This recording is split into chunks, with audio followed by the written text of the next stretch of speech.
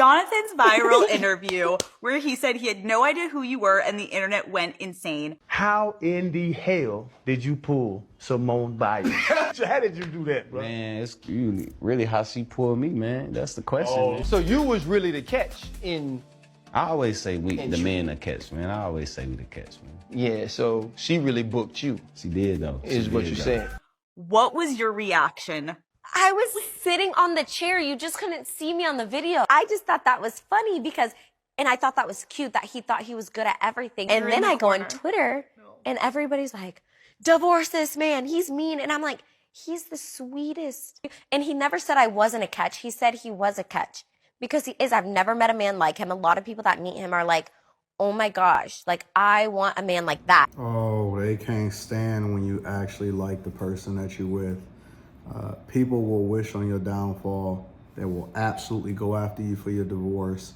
And they're always bitter and problematic. And I don't care if you're a man, I don't care if you're a woman.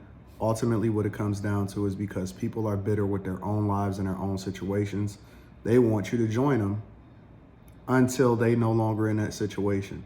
It's almost like a misery loves company type of thing. And I see it from men and from women, right? Let's just be real. Let's keep it trill across the board. I see it from men and from women, but I see it more from women advocating for other women to leave whoever it is that they with. I believe that it's equal across the board as far as misery loving company. And I also see guys operating in a feminine energy, always wanting people to break up their families or saying never go back. I just did a live stream last Wednesday. That's funny. I just did a live stream last Wednesday where I was saying that it's important for people to try to keep their family intact as much as possible, because the one thing that we don't need is any more single baby mamas and more fathers in child support court or family court trying to figure out how to put it all together, right? And then I've seen people in the chat, guys and girls, no, never take her back or whatever, so on and so forth.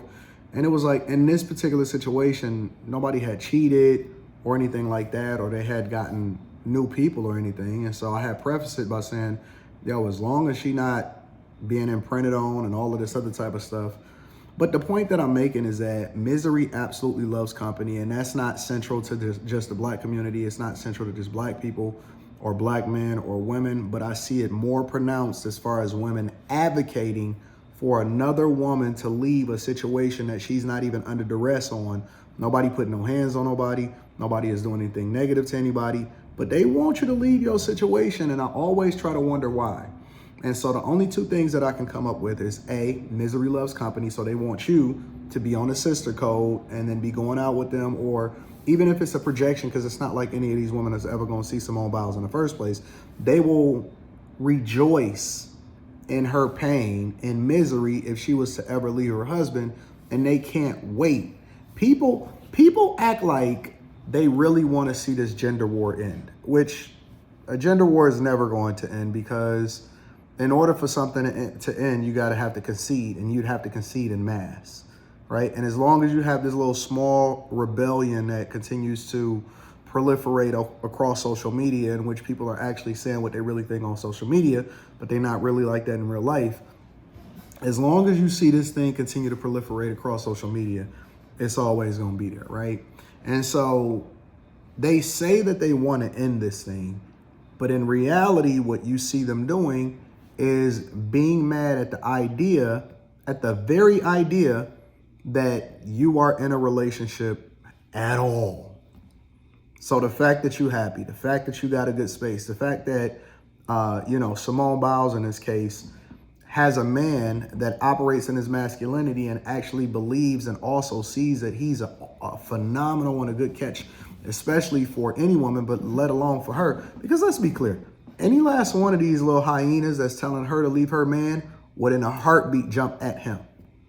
Absolutely would rock out with him. But they telling her to leave her man because he exhibits a level of confidence that they're not used to when it comes to masculine men. And I also believe that that's one of the problems within society also, is that we become so used to seeing men pandering, even when it comes to real life. It's not just on social media.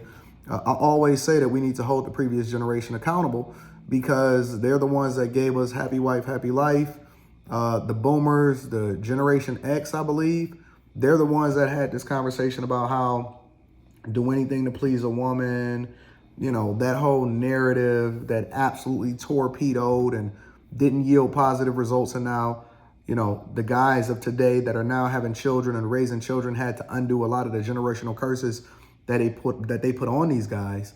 But I see it happening more often than not, in which, you know, we're undoing that stuff. But then at the same time, people say that they want you to, oh man, we need to bring the family together. We should have left that in the yesteryear and all of this stuff. And then the minute that you see a man say, no, you know, I'm the catch, I'm the man. And it doesn't mean that you can't have confidence also, because nobody asked her that question. And so she could say, oh yeah, I'm the catch. But he broke down the story, and it obviously, you know, showed that he had a level of confidence and masculinity. And boy, were they angry. No, she's this, she's that. Because y'all say it's about love, it's not about who makes more and all of this stuff.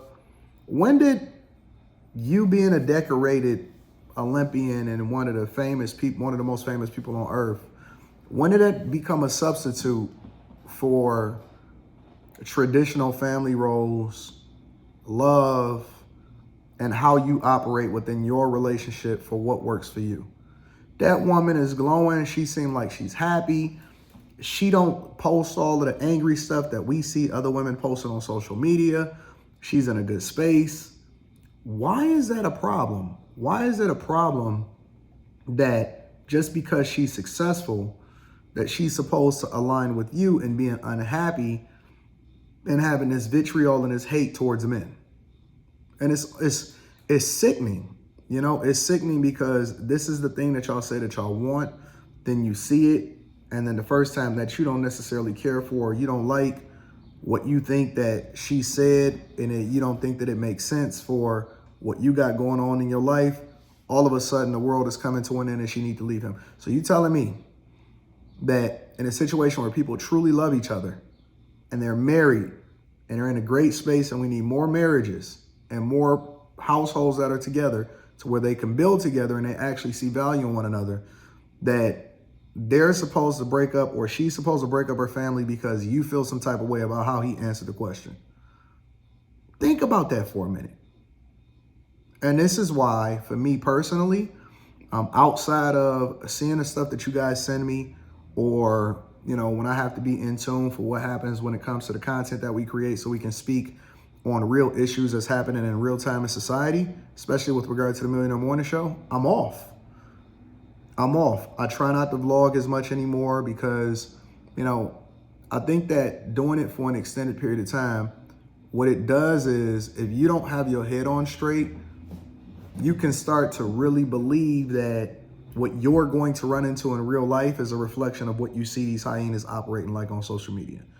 And it's not a real place for you. It's a real place because they're actually telling you what they really think, but it don't have to be a real place for you, because you actually have the results. You are in a good space. If you are a person that has a phenomenal relationship and marriage and all of that, protect it. Protect it with everything that you got. Don't let these people turn you bitter. Don't let them turn you ugly. Don't let them start to make you mad about a certain situation. Embrace it, love it, hold on to it. Make sure that you protect your family. Don't break up your family. And for y'all that are thinking about it being greener on the other side, it's not. Stick with what you got, build with the person that was rocking with you, show a level of loyalty, and rock out. I'm curious as to what you guys think. Make sure y'all tap into the Patreon. Link is in the description. Also, I can't wait to read y'all comments to see what y'all got to say about this thing. We're going to be minding this out, and we're going to continue to have the uncomfortable conversations because it's necessary in order for us to get the results. I love you guys. I appreciate you. I'm going to holler at y'all later. Peace.